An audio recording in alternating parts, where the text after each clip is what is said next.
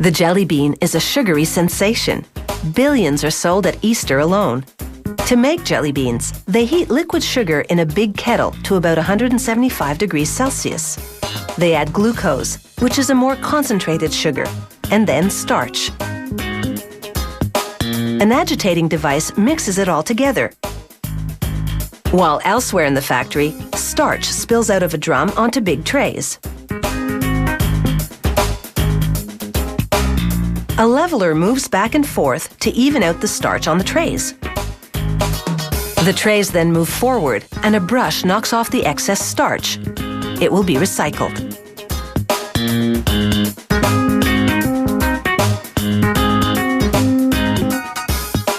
A molding board now presses down into the starch. It makes 756 jelly bean impressions in the starch in each tray. The impressions in the starch will serve as molds for the jelly bean centers.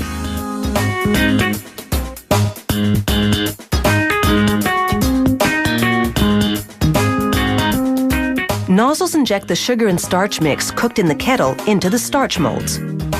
This system can make almost 1 million jelly bean centers an hour. Next, the conveyor belt takes the jelly bean centers to the drying room, where they stay for 24 hours. This solidifies them. They become chewier.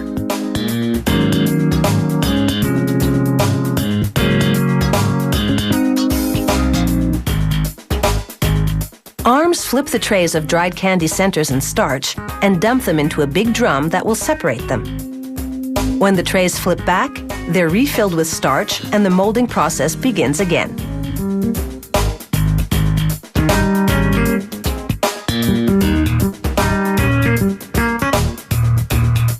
Meanwhile, the dried jelly bean centers, now separated from the starch, tumble out of the drum onto a wire mesh conveyor system.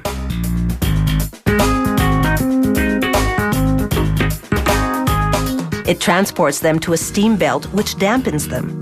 This readies them for the next step, sugar coating. The jelly bean centers go into a sander drum that tosses them around, while nozzles spray them with sugar.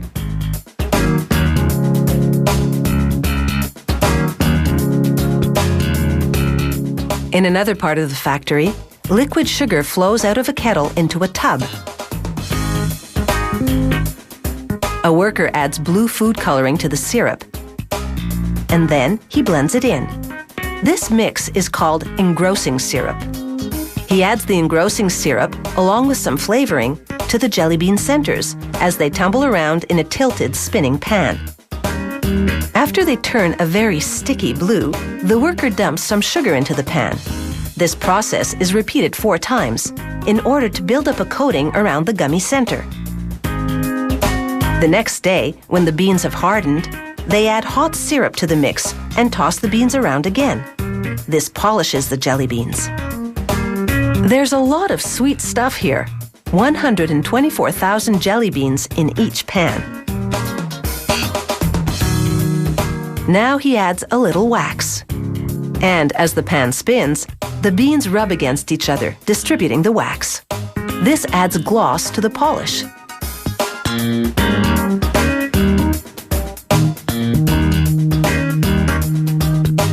Then the pan stops spinning, and the jelly beans air dry for 24 hours to allow the glaze to set. It's the finishing touch. After 3.5 days, this big batch of jelly beans is ready. They move in a multicolored mass along a series of conveyors.